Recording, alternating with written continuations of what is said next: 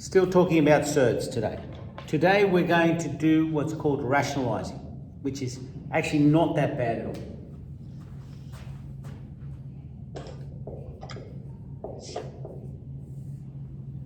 Now we did all this last term, but I want to do it again because you might have forgotten. We know how to multiply surds. That's the easy bit. We know how to add and subtract. We know how to divide is sort of tied to this. So here we go. Root 6 divided by root 2.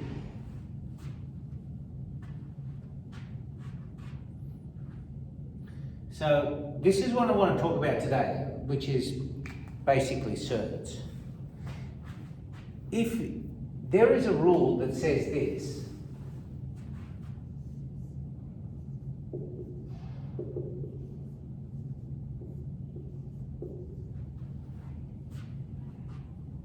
okay? So if this is the case here, see this root 6 divided by root 2? That's the same as saying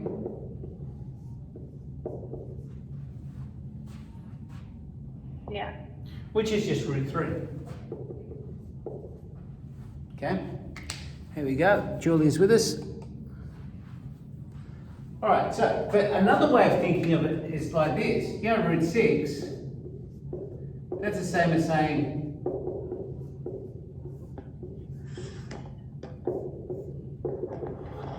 same thing.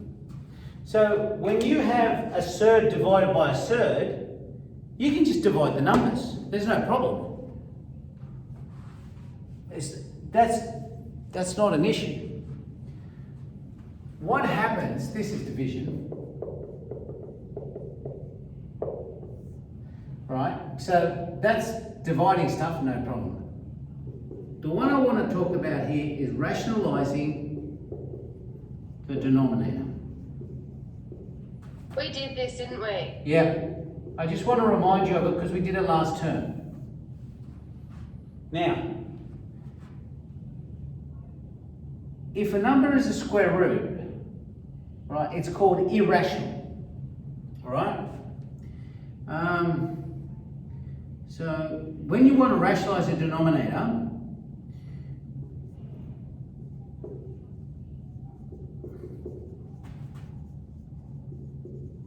you want the denominator to be a whole number. Let's just work on that idea. Right? So we want to, if we want to rationalize a denominator, we don't want it to be a surd. We just want it to be a whole number.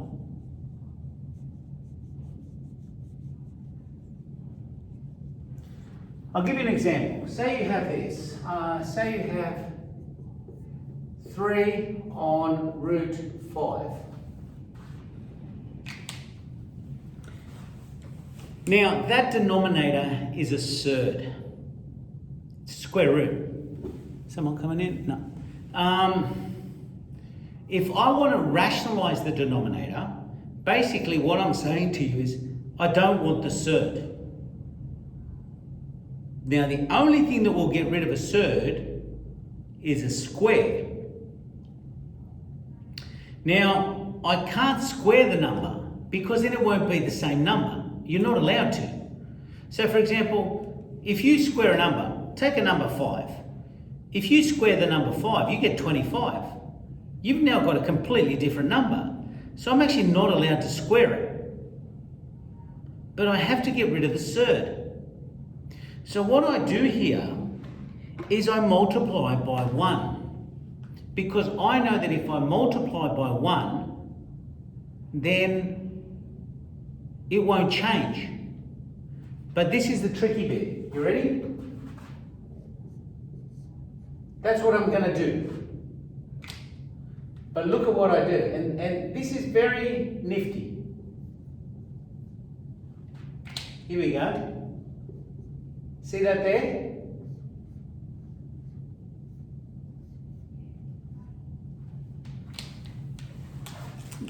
That's very, very tricky. because it's still 1. The numerator and the denominator are the same. It's still 1. But I've on purpose written as root 5 times root 5 in the denominator. See this here? This is the important bit. Look, what's going to happen when I multiply those out? I'm going to get square root of 25. Square root of 25 is? 5. No more surd. So guess what? The denominator is now a whole number. Now you may think, hang on, but what about the numerator? I don't care. It's the denominator that you want to be a whole number. That's rationalizing the denominator. No one cares about the numerator. So when you times this, I get 3 root 5, that's the top bit, and then the important bit, the bottom,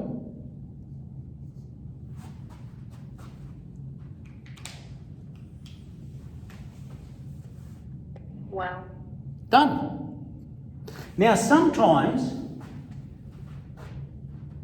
can you see out here, or should I rub that stuff out? No, actually I'll rub this. We can see it there. It's alright, everyone's got this now. Now sometimes, just sometimes, what you'll get something like this.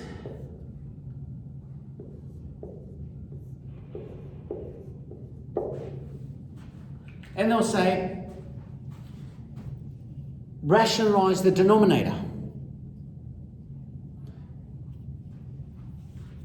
Now, you can do this without any problem, but you don't need to worry about the 2. The 2's already a whole number. So forget about that, right? What you want to do is you want to get rid of that root 5. What would I have to times it by to get rid of that root 5? Except. Yeah, so I do this. Because when I do this, when I times by 1, root 5 on root 5, they multiply. That's going to give me a root 15. That's kind of ugly, but I don't care about the numerator, it's the denominator I'm interested in.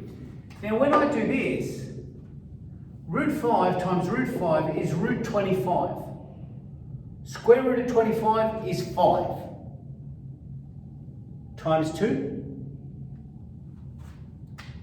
makes this 10. And again, this is now a whole number in the denominator, so therefore you've rationalized the denominator. We're good? When you decide to multiply by 1, does it always have to be the denominator? Yeah, it's always got to be the surd in the denominator, because that then, if you multiply it by itself, it becomes a square number. Okay. So for example, I couldn't multiply this by root 4 on root 4, because then root 5 times root 4 would be root 20, and that doesn't go to a whole number.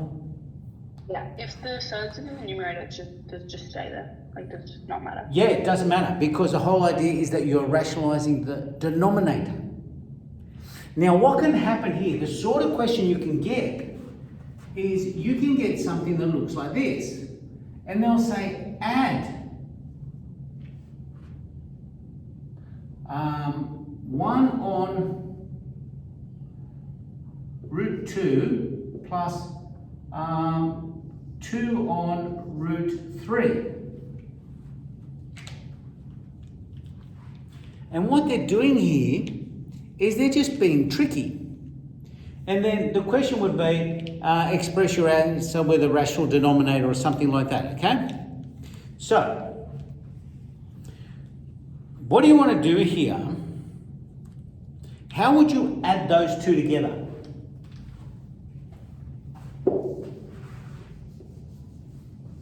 First of all, yeah? I was going to say, could you put them in brackets and then times it on the number? Yeah, no. See, what we've got to do here is the first thing you've got to do is you've got to recognise what they are. They are fractions, Everyone understands that. And they've got different denominators. So we need to make them the same denominator. Now the question is, do you want to rationalise now, right at the beginning, or later, right at the end? It doesn't matter. What? Sorry? Later? At the end. Okay, let's do it at the end. Root 2 and root 3. What would be a common denominator for root 2 and root 3? 6. Root 6. Yeah? Look at what happens when I do this. You ready?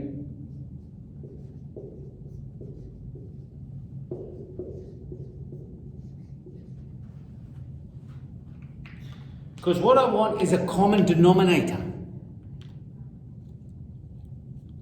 And you think, ooh, look at that. You know what's going to happen there? At the top there, I'm going to get root 3 over root 6 plus, and then that's going to be 2 root 2 over root 6. Guess what? My denominators are the same. That's great. Denominators are the same. I can just add them. So that would be root 3 plus 2 root 6 all over root 6. Sorry, 2 root 2.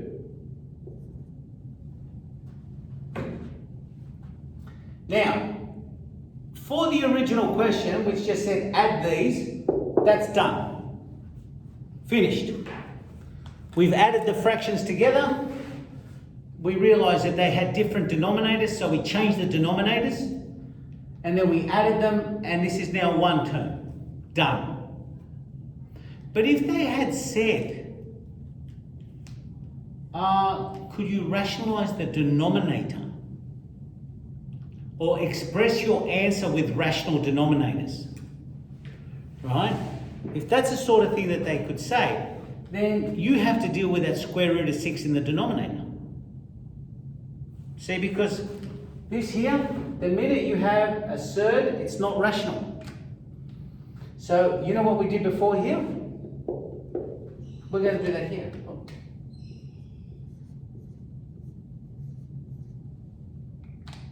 Mr. Bass? Yep. Is that a minus in front of the 2? Here? Yeah. That's a plus. Oh, okay, just checking. That's all right. Okay, so let's rationalise the denominator. Now that means that everything here has to times root 6. So I've got root 18 plus 2 root 12 all over 6.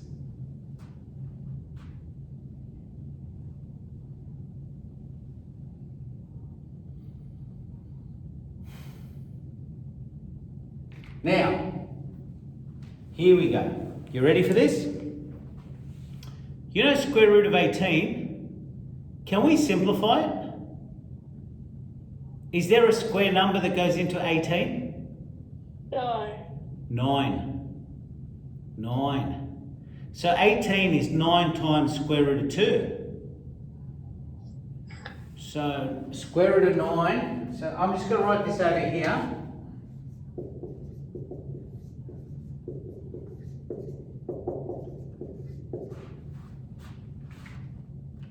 What about 12? Is there a square number that goes into 12?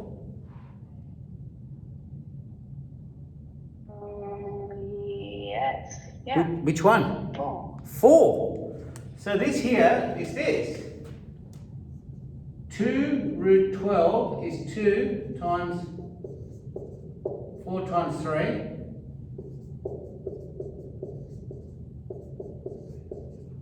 Becomes 4 root 3.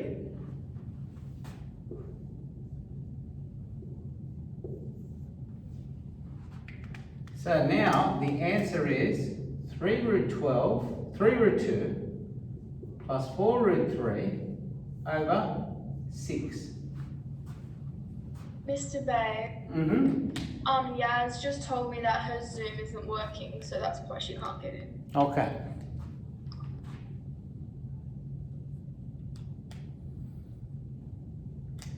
Now, I want to show you something here. So just copy this down, right? I'll give you a minute or so, and then we're going to do the exact same question again. Only we're going to do it in a different order. But sometimes you just got to try it.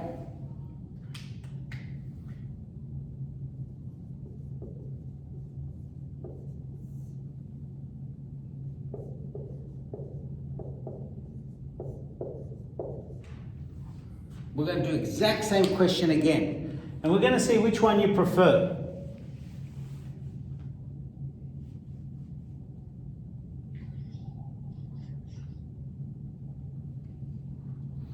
So you know what we did here is we said, okay, we're just going to get a common denominator, get an answer, and then right at the end, rationalize. Okay? This one here, we're going to change the order around. It's the exact same question, but we're going to change the order around.